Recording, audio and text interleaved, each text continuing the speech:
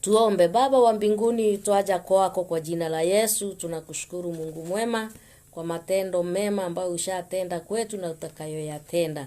Tunakubariki kwa jana na leo hata na kesho. Tunakuinua kwa sababu wewe ni mwaminifu na tuazia mema siku baada nyingine. Asante kwa wasikilizaji wetu wote wanaosikiliza neno lako dhuri ya leo. Ninaomba Bwana ukawabariki kupitia neno lako, wainue watende mema, ufungue njia zao ili wakaweze kufurahia uweponi mwako. Katika jina la Yesu Kristo tunaomba na hata kuamini. Sema amen mahali ulipo. Leo nasoma neno la Mungu linalotoka kutoka kwa kitabu cha Ruth. Nikuambia ya kwamba uvumilie. Mungu anaijua kesho yako bora kuliko vile unayoijua leo. Kwa hivyo nitakwambia uvumilie na ungojee Mungu. Katika hali zote utamuona Bwana ukivumilia, ukimngojea, ukiweka tumaini lako kwa Mungu. Nasoma maandiko kutoka kitabu cha Ruth chapter 1 from verse 1 to 6, alafu tutaendelea. Maandiko inasema, ikawa zamani za waamuzi walipoamua, kulikuwa na njaa katika nchi. Akaondoka mtu mmoja wa Bethlehemu ya Yuda, akaenda kukaa katika nchi ya Moabu, yeye na mkewe na wanao wawili. Na jina la mtu huyu aliitwa Elimeleki, na jina la mkewe Naomi, na majina ya wanao wawili Maroni na Kilioni, wa Efrathi wa Bethlehemu ya Yuda. Wakafika nchi ya Moabu, wakakaa huko. Akafa Elimeleki mumewe Naomi, na yule mwanamke akasalia na wanao wawili, nao wakaoa wake katika wanawake wa Moabu. Na jina la moja aliitwa Olifa, na jina la mwingine wa pili ni Ruth. Wakakaa huko wakapata miaka 10. Ikapata miaka 10 wakafa na Maroni na Kilioni wote wawili, na huyo mwanamke akawa amefiwa na wanao wawili na mumeo pia. Ndipo alipoondoka yeye na wakweze ili kurundi kutoka nchi ya Moabu, maana huko katika nchi ya Moabu amesikia ya kwamba Bwana amewajia watu wake na kuwapa chakula. Mchana wa leo, mpendwa msikilizaji, ninaomba nipate kukufundisha kuvumilia, kwa sababu Biblia inatuambia wakati ule zamani waamuzi walipokuwa wakiamua, njaa ilikuwa pale. Na mtu mmoja kwa wakati huo alikuwa akiitwa Elimeleki, alikuwa akikaa Bethlehemu ya Yuda. Alikuwa na mkewe alikuwa anaitwa Naomi, na pia alikuwa na vijana wawili ambao Mungu alikuwa amewabariki nao. Na maandiko inasema kukakuwa na njaa, wakaamua kwenda Moabu. Mahali pale walienda, pengine kulikuwa na vitu vizuri, na kule kulikuwa pia na wanawake na vijana wake. Walipokomaa, maandiko ikasema walioa huko. Moja akaoa Olifa, mwingine akaoa Ruth, na wakakaa huko miaka 10. Wakaendelea kukaa pale miaka 10. Mama huyu aliondokewa na wanake, na pia mume wake akaweza kuaga. Lakini aliposikia ya kwamba Mungu ametembelea watu wake na kuna mkate mahali pale ama chakula ya kutosha, akaamua kurudi mahali pale. Leo nakufundisha kuvumilia. Hawa wapendwa, kama hii jamii ya Elimeleki na Naomi, njaa ilipokuja pale wakati waamuzi walikuwa wakiamua, ama wakati waamuzi walikuwa wanaamua, ama wakiongoza ama wakitawala, kukakuwa na njaa. Njaa wakati mwingi kwa Biblia, wakati Mungu angeachilia njaa kwa wana wa Israeli ama chochote, njaa ama maandui wawapie, wakati mwingi ilikuwa ni kwamba wametoka katika mapenzi ya Mungu. Na maandiko inasema wakati huu wa waamuzi, njaa ilikuwa mahali pale. Na hawa wapendwa pengine waliketi wakaona ni vema waende Moabu. Kwa sababu gani? Moabu pengine kulikuwa na chakula. Moabu pengine kulikuwa kuzuri kuliko Bethlehem mahali walikuwa wanakaa.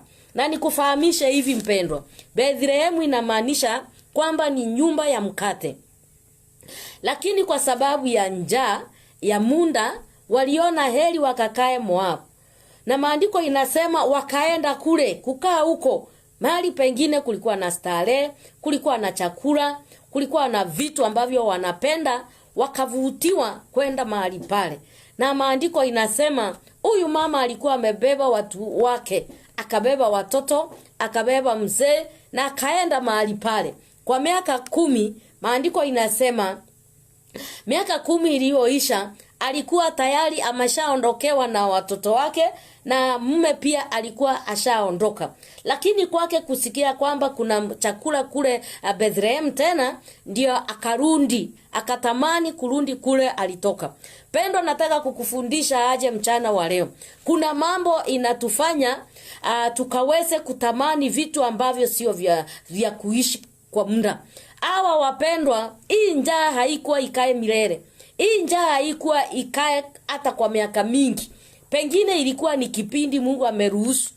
Pengine ilikuwa miezi. Pengine ilikuwa wakati fulani kukakuwa na njaa peke yake. Lakini angalia hawa wapendwa, walitamani kwenda Moabu.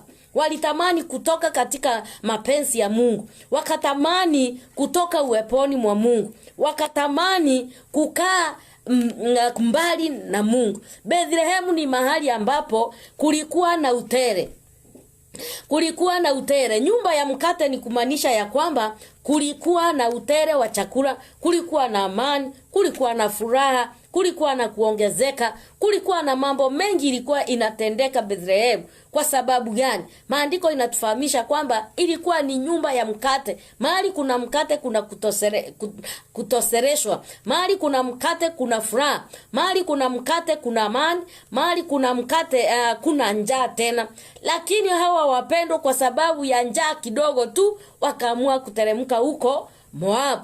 Na wacha nikwambie mpendwa, unapotoka katika mapenzi ya Mungu, unapotoka katika njia za Mungu, unapotoka katika uwepo wa Bwana, kwa kuangalia kwako na macho yako, unaona kila kizuri kwa macho, ninataka kukuambia ya kwamba inaleta hasara katika maisha yako. Tazama vile ulivyo leo. Wengine wetu wameteremka Moabu. Moabu inamaanisha vitu vingi sana. Umeacha kizuri ukakimbilia kile ambacho akitaweza kuisha makundumu kwa muda mrefu. Kwa sababu gani?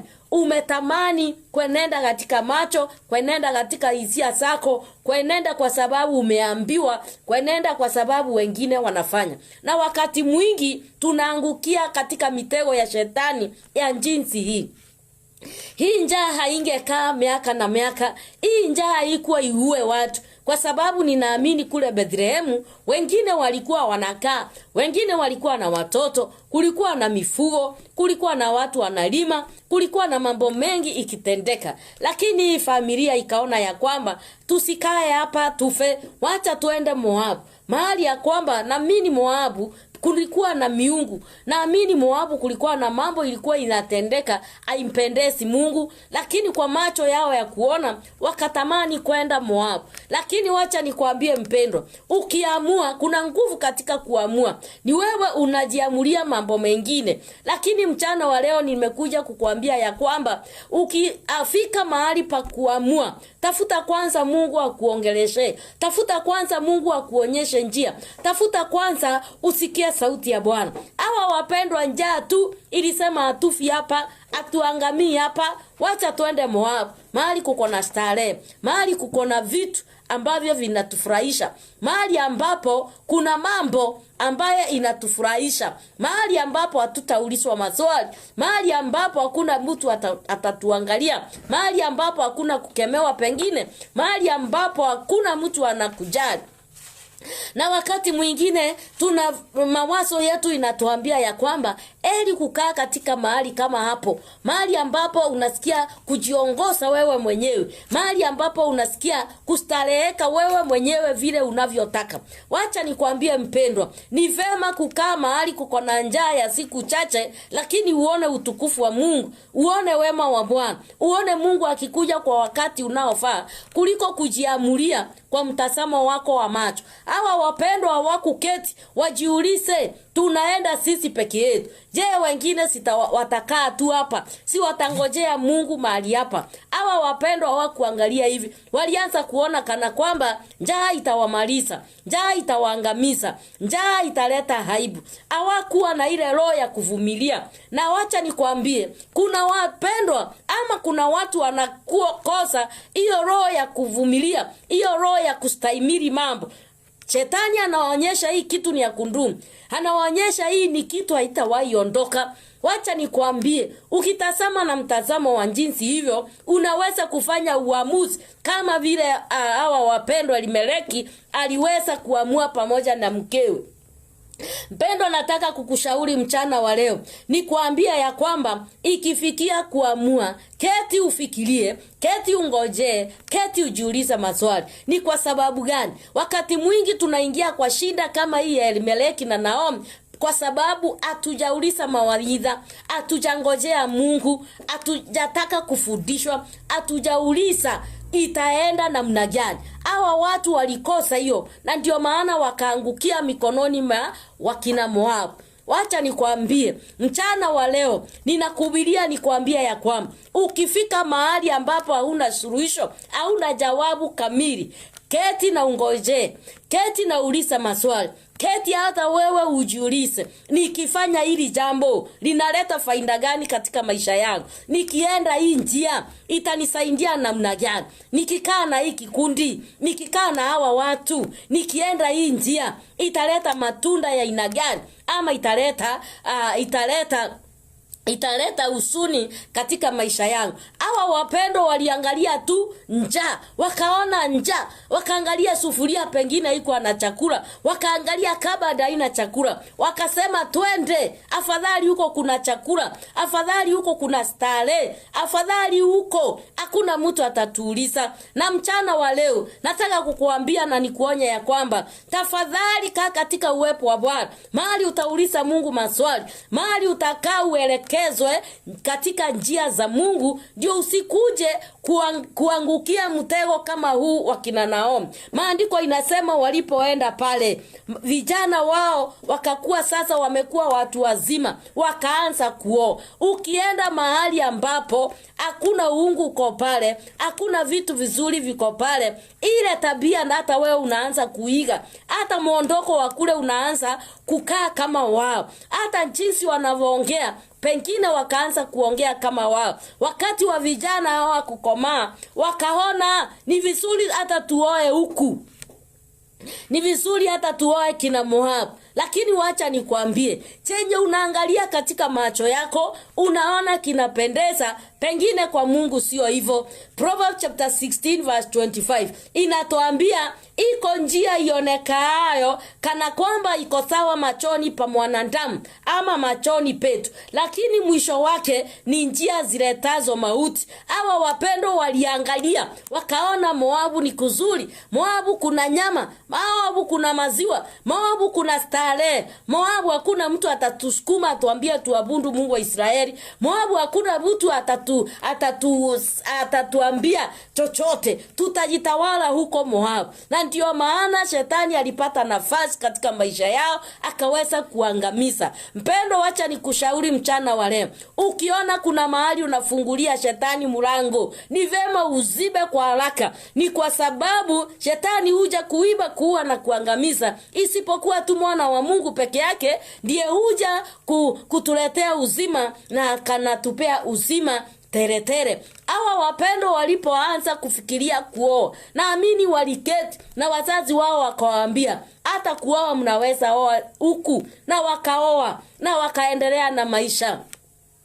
Mpendo, acha nikwambie, mahali ambapo hakuna uungu, mahali ambapo hakuna Mungu anatawala, mahali pale kuna mambo mengi inatendeka. Kuna mambo inayoleta hasara, kuna mambo ambayo inaleta huzuni, kuna mambo ambayo haikuletei furaha. Hawa wapendo waliona ni vema tutoke uweponi mwa Mungu, ni vema tuende tukajitawale sisi wenyewe, ni vema tukae kando na Mungu. Na kuna siku ya leo kuna watu wanaona ni vizuri kukaa peke yao, ni vizuri kujiamulia mambo peke yao. Pendo, nataka kukuambia hivi, kuna mambo lazima usaidiwe kuamua, kuna mambo lazima uelekezwe, kuna mambo lazima uonyeshwe njia, kuna mambo lazima uambiwe. Ni kwa sababu mambo mengi tunayoona, maandiko inatuambia kwa mwanadamu inaonekana inapendeza, kwa mwanadamu inaonekana ni nzuri. Hawa wapendo waliona Moabu inapendeza machoni pao, wakaona Moabu ni kuzuri machoni pao, wakaona Moabu kuna chakula machoni pao. Hawakuwa wanajua hii ni njia inayoleta kuangamia katika maisha yao. Wakalipokuwa kule wakiendelea,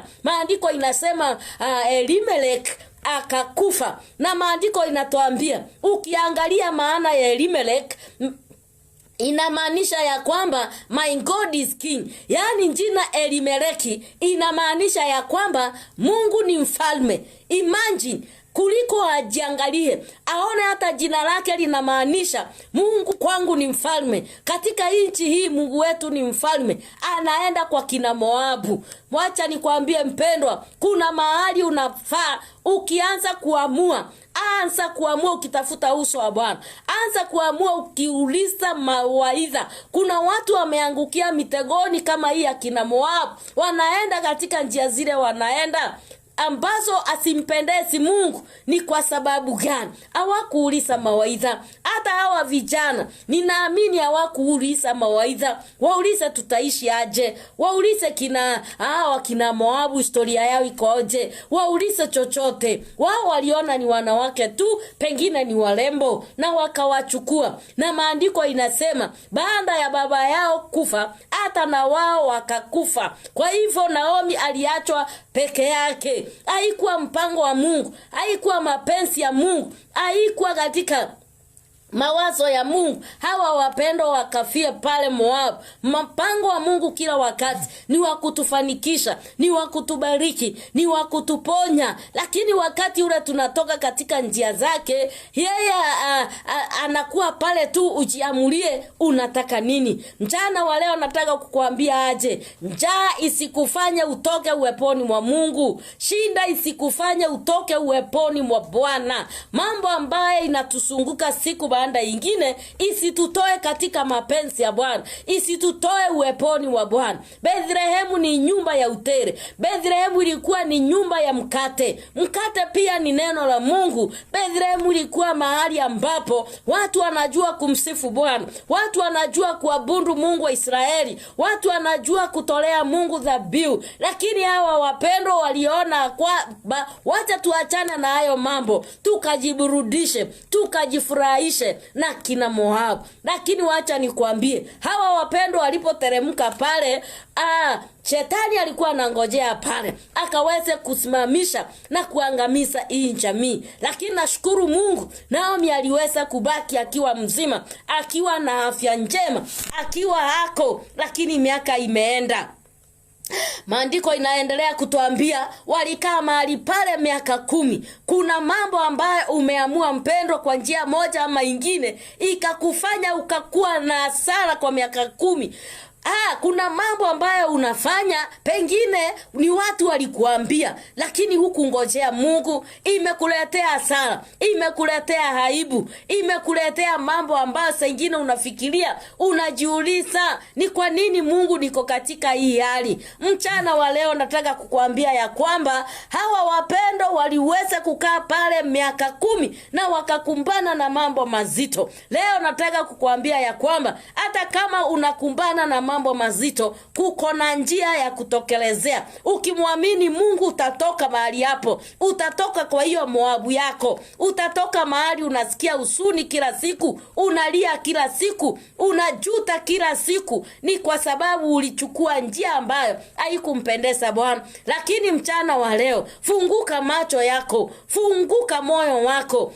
Angalia ni nini imekufanya ukapate kuwa katika hiyo hali. Kama vile Naomi ilimfanya akaende pale Moab na mambo ikaweza kumwaribikia. Mchana wa leo, jiangalie, ujiulize, ni kwa nini niko katika hii hali? Uliamua kama kina Elimeleki, uliamua kama kina Naomi, uliteremuka kama vijana wa kina Naomi. Lakini nacha nikwambia ya kwamba kuko na suluhisho. Usingojee shetani ya kuangamize, usingojee upoteze vitu vyote. Kuko na njia ambayo ukiamini Mungu anaweza kukutoa mahali pale. Hawa wapendwa wakakaa pale katika mambo mazito, katika mambo ya kuleta huzuni kwa miaka 10 kwa sababu tu ya tumbo. Maandiko inasema chakula ni ya tumbo na tumbo ni ya chakula, lakini nitaangamiza vyote. Ndivyo neno linavyosema. Hawa watu walienda kwa sababu ya njaa, kwa sababu tu ya chakula. Na kuna watu wamejikuta katika hali ngumu kwa sababu ya chakula tu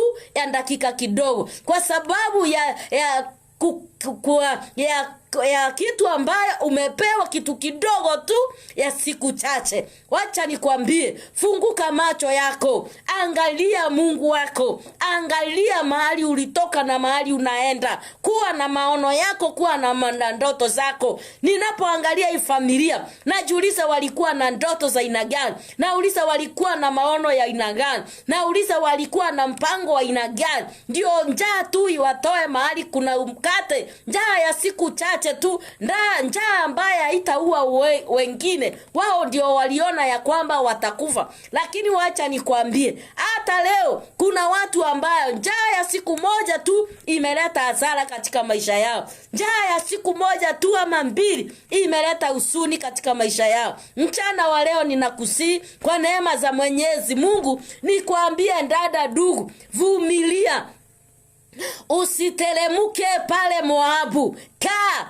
Mungu anakuja mahali ambapo ulipo. Hiyo njaa haitakumaliza, hiyo shida haitakumaliza, hiyo hali haitakumaliza. Ngojea Mungu wako, usiende Moabu. Usiangalia vitu vinavyong'aa uone kana kwamba ni dhahabu. Usione njia ambayo inapendeza, njia ambayo inakufurahisha, mambo ambayo inakuweka juu, uanze kuona inandumu. Vingine sio vya kundumu, vingine ni vya kishetani, vingine vitaleta hasara katika maisha yako. Leo ninakushauri nikwambie, kama vile Methali anatuambia ya kwamba kuna njia ionekanayo ni nzuri, kuna njia inaonekana inapendeza, kuna njia ambazo zinaonekana zinang'aa, kuna mambo ambayo tunaona kwa macho yetu ya kawaida ni mazuri, lakini baadaye inatuletea hasara, baadaye inatuletea huzuni, inatuletea kunungunika, inatuletea aibu. Leo nataka ufunguke macho yako, useme ya kwamba hata kama nalala njaa siku moja, mimi sitakufa. Mungu wangu anakuja. Hata kama nimekosa siku ya leo, sitafanya dhambi, nitasimama na Mungu wangu na atakuja. Nitaendelea kumwamini Mungu, nitaendelea kushikilia imani ili nikaweze kumuona Mungu. Kwa hivyo mpendo, acha nikwambie, wakati mwingi tunaoweza kufanya maamuzi, unaweza fanya maamuzi inaleta aibu, unaweza fanya maamuzi ambayo itakuletea hasara. Mchana wa leo ninakusii kwa neema za Mwenyezi Mungu, unapofika mahali ya kuamua, amua vitu ambavyo vinaleta utukufu kwa jina la Bwana, vinaleta faida katika maisha yako, vinaweza kukutia nguvu katika maisha yako, vitaleta furaha na sio huzuni katika jina la Yesu Kristo. Ni kwa sababu gani? Saa ingine uamuzi ambao tunaofanya unaweza kutufanya tukue wenye nguvu ama tukue wadhaifu. Wakati mwingine maamuzi ambayo tunayofanya inaweza leta faida ama ilete hasara. Kuna maamuzi ambayo tunaweza fanya ilete furaha ilete furaha na sio kilio. Mchana wa leo fanya uamuzi ambao utaleta nguvu katika maisha yako, utaleta faida katika maisha yako, italeta furaha katika maisha yako. Ile italeta huzuni, achana nayo. Ile unaona inapendeza machoni pako ya munda, achana nayo. Mungu ni muweza.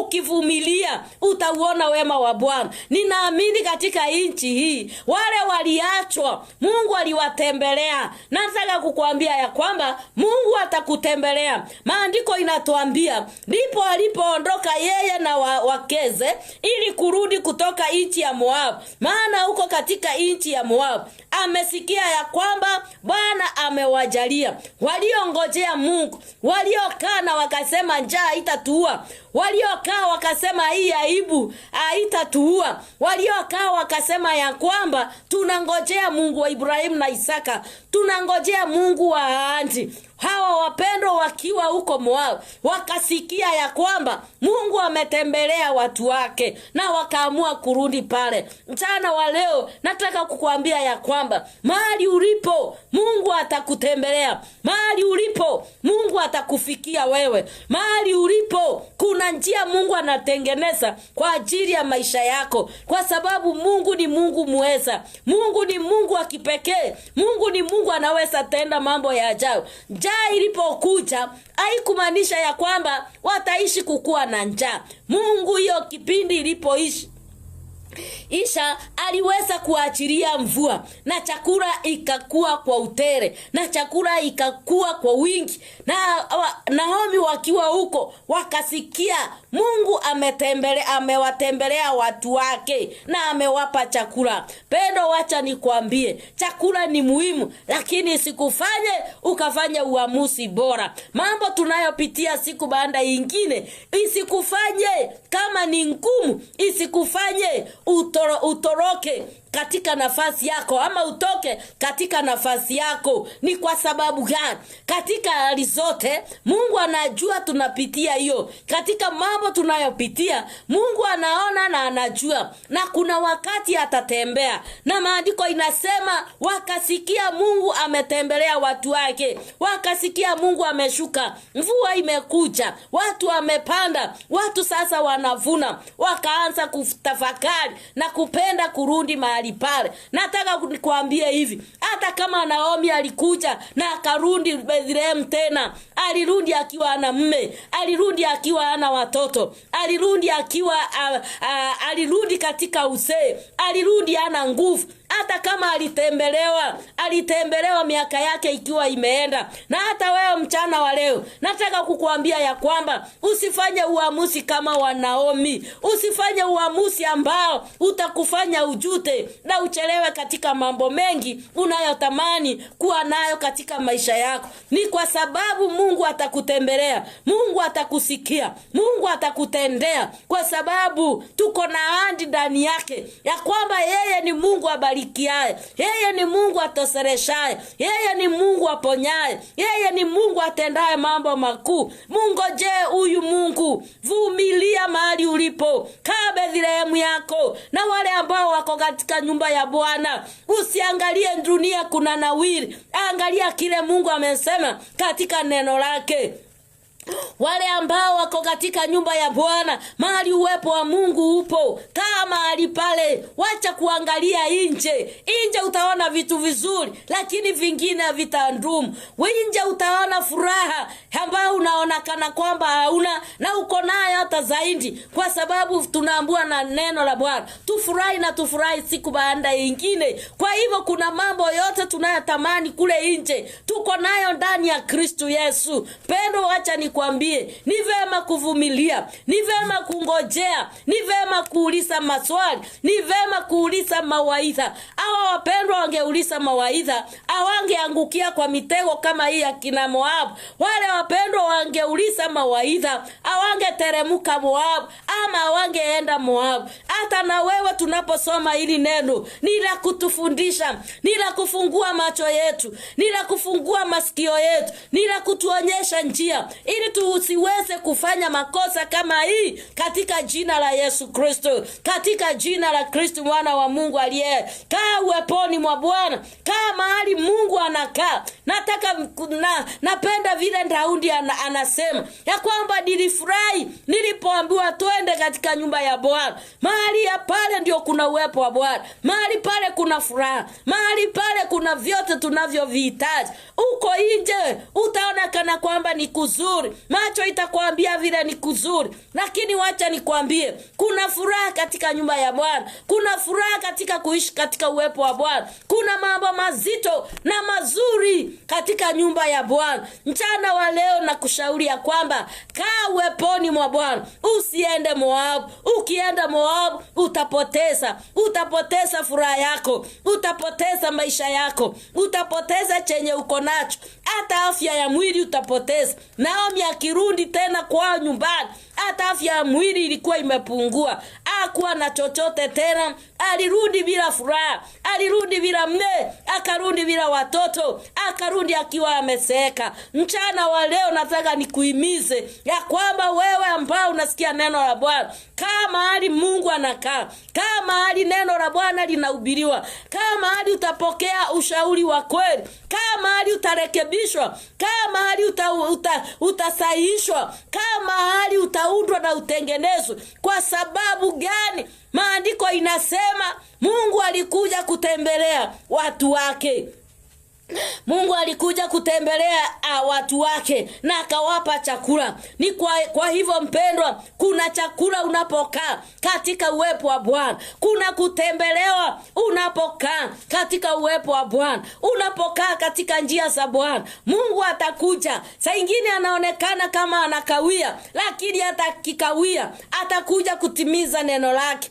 Hata akikawia na akikaa, usitoke uweponi mwake. Kaa katika nyumba ya Bwana. Kama Daudi alikuwa mfalme na anatamani kukaa uweponi mwa Bwana, anatamani kukaa katika nyumba ya Bwana, sisi ni kina nani tusikae uweponi mwa Bwana? Pendo, wacha nikwambie, usiende Moabu, usiende mahali ambapo unaona vitu ni kana kwamba vinang'aa, ni kana kwamba vina matumaini, kumbe ni ya muda mfupi, kumbe ni ya muda kidogo tu na itaisha. Kile ambacho hakitaisha ni neno la Bwana. Kile ambacho hakitaisha ni kukaa uweponi mwa Bwana. Kile ambacho hakitaisha ni kukaa ukimwabudu Bwana. Mambo mengine yote itakuwa na mwisho, lakini hili neno litakaa na kudumu milele na milele. Pendwa, nataka kukushauri hivi: njaa isikutoe katika nyumba ya Bwana. Njaa isikutoe katika nafasi yako. Kuna wengine njaa iliwafanya na inawafanya hata leo walie usiku na mchana, lakini niko mahali hapa nikwambia ya kwamba kama mahali Mungu wako katika jina la Yesu Kristo, kama mahali ambapo utapewa mwelekeo. Hawa wapendwa hawakuuliza mawaidha, kulikuwa na waamuzi na pengine hawakwenda kuambia kuuliza mawaidha. Kulikuwa na viongozi pengine hawakwenda kuuliza mawaidha. Ilikuwa na watu ambao pengine ni wazee kualiko, lakini hawakwenda kuuliza mashauri. Mchana wa leo mpendwa, kile unataka kufanya uliza maswali. Kile unataka kufanya uliza mtu mwingine. Kile unataka kufanya, njia ambayo unataka kwenda, uliza mwingine. Shinda ambayo uko nayo sio wewe peke yako, wengine wameipitia na wengine wanapitia, lakini imani ni kwamba ama msimamo ni kwamba Mungu atakuja kuwatembelea kama vile aliweza kutembelea hawa wapendwa na kukawa na mkate tena. Ndivyo nataka kukwambia mchana wa leo, Mungu anakutembelea, Mungu anakusaidia, Mungu anakuja, na Mungu atakawia, na hata akikaa usiondoke mahali pale, usiondoke mahali pale. Kama mahali ambapo kuko na mkate, kama mahali ambapo kuna kufarijiwa, kama mahali ambapo unatiwa moyo, kwa mahali ambapo unaambiwa inawezekana. Kwa sababu gani? Leo kuna watu watakwambia maisha ni ngumu, maisha haitawezekana, maisha iko hivi. Ni kweli, lakini inua imani yako katika Bwana. Usivunjike moyo. Sema Mungu wangu atakuja. Jinsi vile alikuja katika nchi ya Ruth, ndivyo atakuja kututembelea. Ndivyo atakuja kukutembelea katika familia, katika maisha yako ya kiroho na kifedha na kimwili. Mungoje na atakuja. Na watu watasikia, na watu wataona ya kwamba kuna chakula katika nyumba. Kuna vyote unavyovihitaji katika nyumba. Mchana wa leo nataka nikuhimiza hivi, nikwambia ya kwamba fanya uamuzi ulio bora. Fanya uamuzi wa maana. Kaa ufikirie katika jina la Yesu Kristo. Angalia ni nani unatembea naye. Angalia ni nani unakula naye. Angalia ni wapi unaenda. Angalia ni mwelekeo gani umechukua katika jina la Yesu. Kwa sababu haya yote itakufanya ukuwe na furaha ama ukuwe na huzuni. Ukuwe na hasara ama ukuwe na faida. Tunakupenda mpendwa. Ndio maana tunakupea mashauri ya jinsi hii katika jina la Yesu. Ni heri uvumilie. Ni heri yule ambaye anavumilia. Ni heri yule anangojea Bwana. Ni heri yule ako na tumaini ndani ya Bwana. Ni heri yule angalii njaa peke yake. Kuna mambo mengi unaweza angalia. Kuna vitu vingi unaweza angalia. Shinda ya siku moja isikufanye uende Moabu. Shinda ya siku moja isikufanye ufanye jambo ambalo utaishi kujuta maisha yako yote. Fikiria hayo mpendwa. Ni kwa sababu Mungu anakuazia mema. Mungu ana mpango mzuri kwa ajili ya maisha yako. Hawa wapendwa walioachwa pale Bethlehem, Mungu alitembea, kukakuwa na utele, kukakuwa na vyovyote walivyokuwa wanahitaji, kukakuwa na chakula, kukawa na amani, kukawa na furaha, kukawa na mambo mengi imebadilika. Hata Naomi akienda pale aliweza kushangaa vile aliacha sio vile kulikuwa. Mambo ilikuwa imebadilika. Vitu vilikuwa vimebadilika. Alioacha wandogo walikuwa wakubwa. Alioacha ni wadhaifu aliwakuta wakiwa na nguvu. Hata wewe mpendwa, ninakuombea kwa jina la Yesu Kristo, ukae Bethlehem yako. Kaa katika sehemu yako. Kaa katika nafasi yako katika jina la Yesu Kristo. Mahali huko Mungu atakufikia. Mahali huko Mungu atakuja, na atakuja wakati unaofaa katika jina la Yesu. Hiyo shinda isikufanye umwache Mungu. Hiyo shinda isikufanye ukose kwenda katika nyumba ya Bwana. Hiyo shinda isikufanye ukae peke yako, ujitenge na wengine, ukae peke yako, hata uendi kutembelea ndugu zako na dada zako. Enda pale ukaweze kuona kile Mungu ametenda katika maisha yao, na utafurahia. Hata Naomi aliposikia aliweza kwenda. Hata wewe na kuombea usikie ndugu zako na dada zako vile wameinuka, uweze ukaenda pale na utabarikiwa katika jina la Yesu. Lakini njaa isikutoe katika nafasi yako. Njaa isikutoe katika mapenzi ya Mungu. Njaa isikutoe katika uwepo wa Bwana. Njaa isikutoe katika kumjua Mungu kwako. Umekaa kwa Mungu miaka mingi. Kwa hivyo njaa, shina ama vitu vindogo visikutoe katika uwepo wa Bwana. Kwa hivyo mchana wa leo ninakuombea ya kwamba usiende Moabu. Usiende mahali ambapo utapoteza vitu vyako, utapoteza nguvu zako, utapoteza mali yako. Usiende huko. Kama mahali utabarikiwa, kama mahali utafanikiwa, kama mahali utaongezeka, kama mahali kuna utele, kama mahali kuna amani, kama mahali kuna furaha, kama mahali kuna vyote. Yesu alikuja akafanyika laana tubarikiwe. Yesu alikuja akaibika ili na sisi tupate kupokea heshima. Alifanya yote msalabani. Kwa hivyo ni jukumu lako uvumilie na umngojee Bwana katika jina la Yesu Kristo.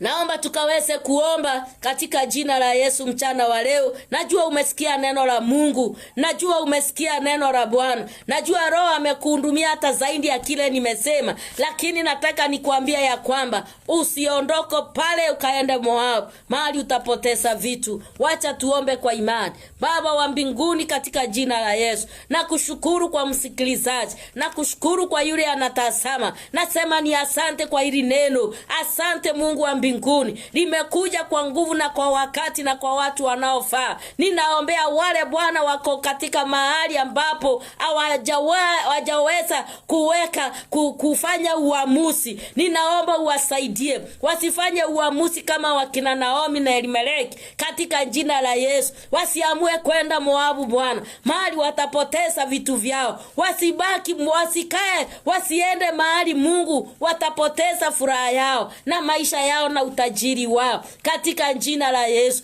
Ninaomba uwafunulie haya. Wakae Bethlehem, mahali kuna utele, mahali kuna uwepo wako Bwana, mahali kuna amani, kuna nguvu, mahali kuna kutosereka, katika jina la Yesu Kristo. Bariki watu wako, wape ufunuo zaidi, wasaidie Mungu wa mbinguni. Kwa wagonjwa na waombea uponyaji, katika jina la Yesu. Kwa wadhaifu Bwana watie nguvu, katika jina la Yesu. Kwa wale ambao wamekosa tumaini Bwana, naomba uwainue tena, katika jina la Yesu Kristo. Falme wa falme, wale wameteswa na shetani, leo tunaomba kufunguliwa kwao. Tunafungua maisha yao, katika jina la Yesu Kristo. Tunafungua mawazo yao, tunafungua mioyo yao, twafungua maisha yao. Fungwa wa aina yote tunaachilia kufunguliwa, katika jina la Yesu. Wacha watu wako wakae katika amani Bwana, kwa sababu wewe ni Mungu, ni Mungu wa amani. Wacha wakae Bwana Bethlehem, mahali utawatembelea, katika jina la Yesu Kristo. Wasaidie Bwana kushinda yule shetani. Wasaidie kufanya uamuzi ulio bora, utakaoleta furaha, amani katika maisha yao na raha katika maisha yao. Barikiwa na utukuke milele, kwa sababu umebariki hawa watu na umewatenda mema, katika jina la Yesu tunaomba na kuamini. Useme amen.